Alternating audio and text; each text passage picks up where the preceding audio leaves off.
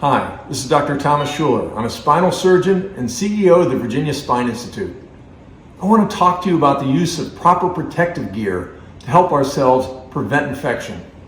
When we talk about the most important things that we can do to prevent this COVID virus, it's keeping our hands clean, not touching our face where the infection gets in through the eyes, the nose, the mouth, and maintaining appropriate social distance. The perfect social distance is to quarantine at home, because if everybody in your house is healthy, then there's no virus there, and you don't have to worry as much when you do touch your face. But when you go out in public, it's critical to know that your hands are clean, and if they aren't clean, make sure you absolutely don't touch your face or things that are going to go to your face, such as your cell phone. What I'd like to demonstrate right now are some of the do's and don'ts of using this protective equipment and why some of it may make sense or may not make sense for you. I know that understanding proper technique really takes the skill of a surgeon, because this is what we do in the operating room all the time. We wear gloves, masks, sterile gowns, and we have to maintain that sterility to protect the patient. Well, in this case, you're trying to maintain that sterility to protect yourself and those around you. And so we need to understand what's going on. So let's talk about the mask. If I take a mask and we put the mask on, we think that this is protecting us, but really, this is protecting other people, because if I cough or sneeze, I'm keeping my particles from going out. But this is not a filter that prevents infection from coming in. So when we wear a mask, it's a nice thing to do because we're protecting others in case we're sick. Now, if we've had a COVID test and we know that we're not sick at that time, then the mask really isn't going to do us any good. Why do we wear masks in surgery? So that if there's any splatter or spray that comes off the patient or the surgical wound when we're irrigating or dealing with tissues, that it gets on our face, it gets on our mask, not in our mouth, not in our nose. And we wear eye protection to make sure it doesn't go in our eyes. And ultimately, that's what you're doing in the operating room, but we're not preventing any aerosolized stuff from getting to us in the operating room with the mask on. And it's only by keeping spray and splatter off that it works. The N95 mask is one with a little filter on it, which is more effective, but in short supply.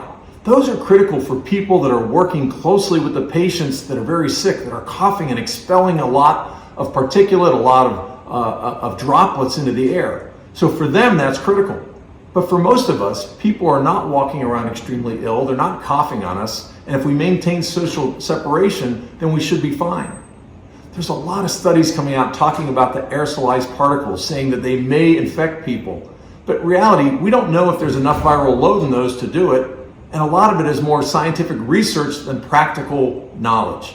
When we take a look at the airlines, we see that the pilots and the flight attendants that have been flying with the patients that have been ill aren't getting sick. So the fact that this is highly aerosolized is unlikely. And in fact, the most common source of spread, probably 99% of the time, is people touching contaminated objects and then touching their face. The other point is using gloves. People say, well, let me put gloves on and this will protect me. So we'll put a glove on and we can see that as we get the glove on, we've got a nice little protection there, and our glove that was clean when we put it on is clean. And then we say, okay, now I'm protected. But what happens? I'm working and I pick up, and if I'm working at an area, I take my credit card, I put it into a machine, I reach down, I grab a pen, I sign it, and next thing you know, wait, I can't see, so I'm going to put my glasses on, and then I'm going to go back and touch it again. Well, my hand's contaminated. I've now touched something which wasn't sterile.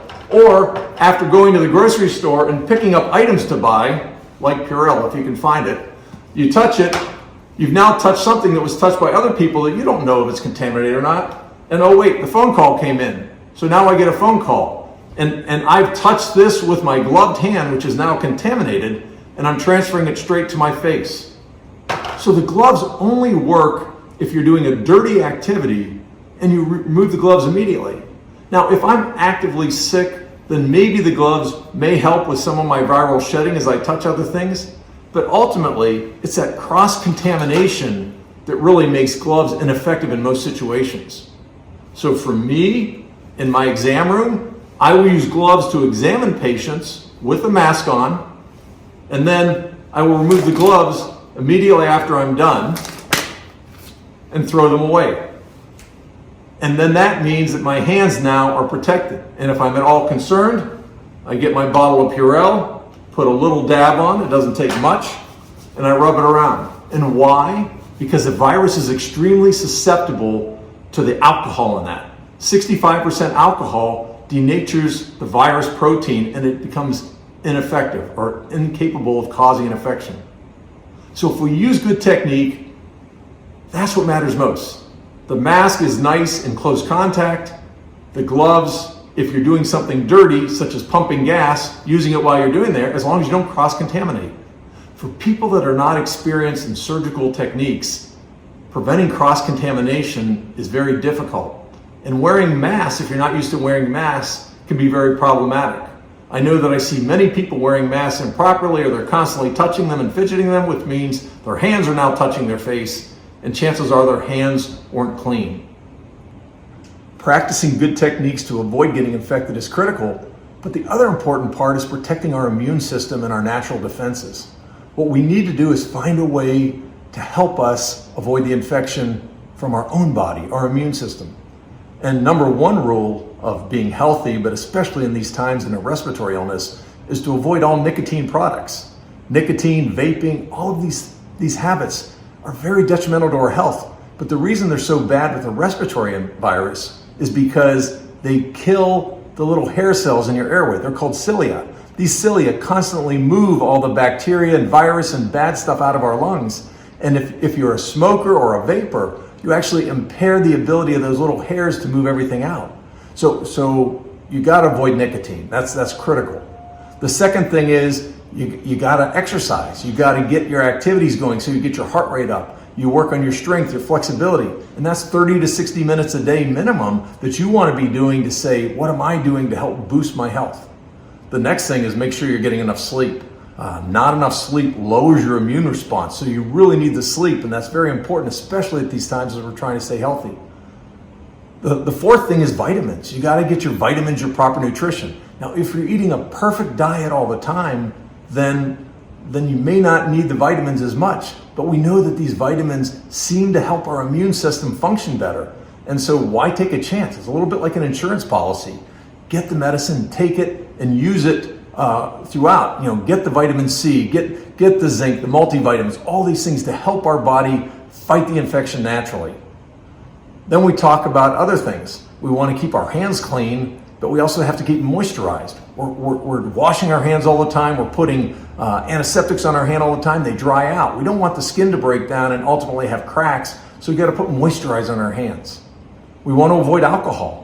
Alcohol impairs your immune system and how it functions, so the less alcohol you consume, the better during this time. Then ultimately, what we need to do is make sure that we don't stress. We don't want to stress about things. Stress creates so much problem with our mind, but also with our immune system.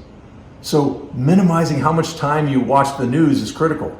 The news is all about coronavirus, and it doesn't change. It's the same thing all day. So watch it 5-10 minutes in the morning, 5-10 minutes towards the end of the day, just to understand if anything's changing. And then with that information, you can then make decisions. At the end of the day, there are so many things we can do to help ourselves. But the most important is be clean, don't worry, and be happy.